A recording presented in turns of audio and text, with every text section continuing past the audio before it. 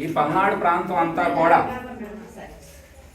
అనేక గ్రామాలని సందర్శిస్తూ తను తెలుసుకున్నటువంటి భక్తి జ్ఞానాన్ని ప్రజలకు బాగా చేరువు కావాలి అని చెప్పి ఎవరు ఆహ్వానం ఉన్నా లేకున్నా అన్ని గ్రామాలను సందర్శించి అనేక రకమైన దేవాలయాల ఆధారంగా చేసుకొని అనేక రకమైన బోధలు చేస్తూ ఎంతో మందికి భక్తి భావాలను ఎదజల్లుతూ జ్ఞాన మార్గానికి దారులు వేస్తూ మరి ఎంతో మందిని కూడా తయారు చేశాడు. ఎంతో మంది శిష్యులు, కొన్ని వందల మంది శిష్యులు ఉన్నారు.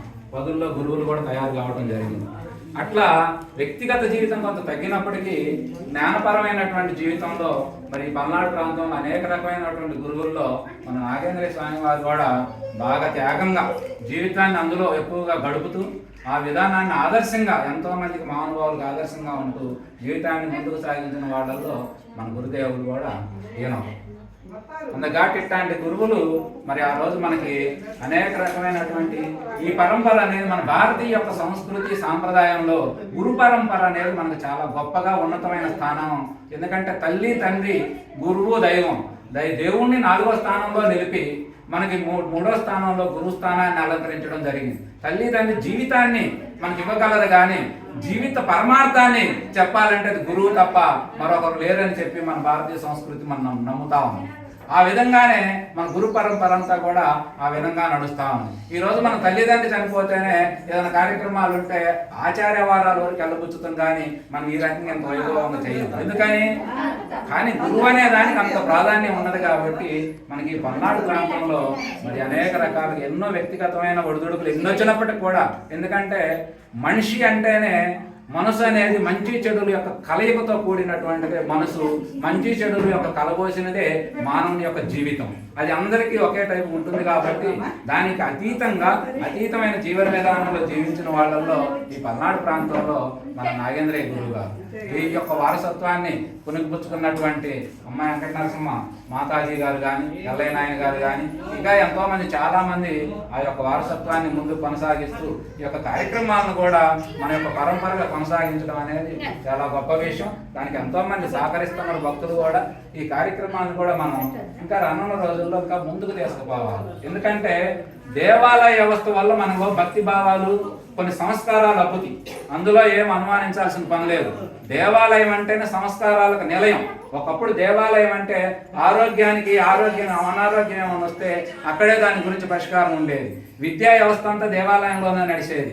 అనేక రకమైనటువంటి సంస్కారాలన్నీ నడిచేవి. అట్లాంటి దేవాలయ వ్యవస్థ, గురువు వ్యవస్థ అనేది మనకు చాలా ముఖ్యమైనది. అందుకని గురుపీఠాలు అనేది ఖచ్చితంగా నడవాలి అనేక చోట్ల.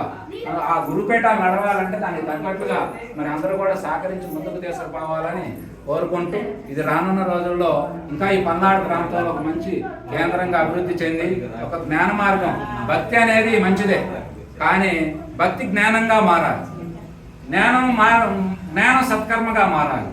అలా మార్పు అనేది మనకు. అందుకని భగవద్గీత ముఖ్యంగా కర్మ, భక్తి, జ్ఞానం ఎప్పుడూ కూడా సత్కర్మల వైపు.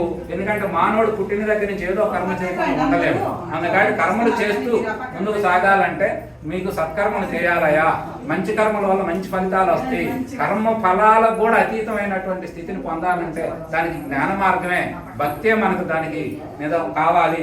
భక్తి ద్వారా జ్ఞానం ద్వారా మళ్ళీ సత్కర్మ, ఇట్లా తిప్పుకుంటా ఈ యొక్క గురుతత్వాన్ని అనేది మనం ముందుకు తీసుకుపోవాలని చెప్పి మహాత్ములు ఎందరో మనకి ఆ యొక్క మార్గాన్ని సూచించడంలో ఈ ప్రాంతంలో ఉన్నటువంటి మరి స్వామి గారు కూడా మనకి, నేను చిన్నతనంలోనే చూసి చాలా మాకు ఆనందంగా ఉండేది. మాకు ఎన్నో కార్యక్రమాల్లో పాల్గొనేవాడు. అక్కడ ఏమి ఎలా ఉన్నా కూడా దాన్ని ఆయన స్వీకరించేవాడు.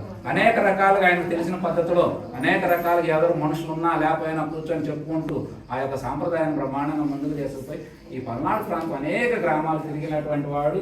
మన యొక్క సనాతన ధర్మాన్ని, మన ఏదైతే మన పూర్వీకులు ప్రాచీనం నుంచి మనకి ఇచ్చినటువంటి జ్ఞాన మార్గాన్ని, ఆ మార్గానికి మన అందరికి అందించినటువంటి వ్యక్తి నాగేంద్రయ్య గురువు గారు. కాబట్టి ఆయన యొక్క గురువు గారి ఒక ఆశీస్సులు ఈ పల్నాడు ప్రాంతం అంతా కూడా వెదజల్లి అందరూ కూడా భక్తి, జ్ఞానం మరియు వైరాగ్యంతో అందరూ కూడా తన యొక్క మానవుని జన్మ సార్థకం చేసుకోవడానికి గురుతత్వం అనేది అవసరం ఉంది అని చెప్పి మనకు అంటా ఉన్నారు.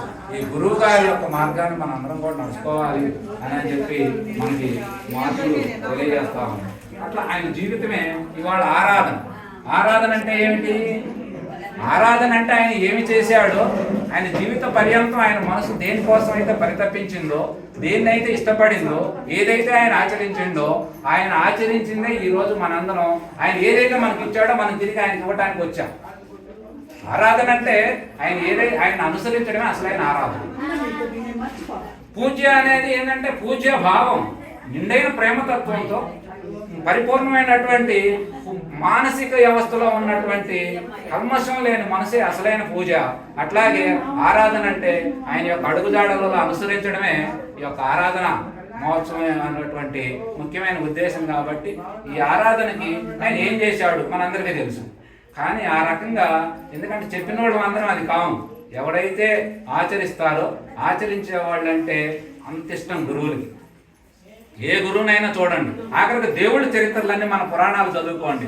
భక్తుల కోసం దేవుళ్ళే ఎక్కడో వైకుంఠంలోనో కైలాసంలోనో ఉన్నటువంటి స్వాములు కింద భూమండలం మీద భక్తుల కోసం వచ్చి వాళ్ళు అవతారం తీసుకునేవాళ్ళు.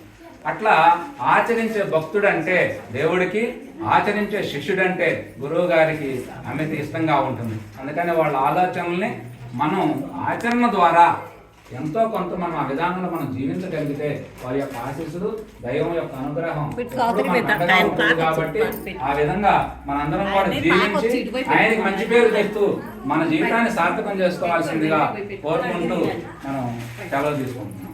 ఓం హరి ఓం.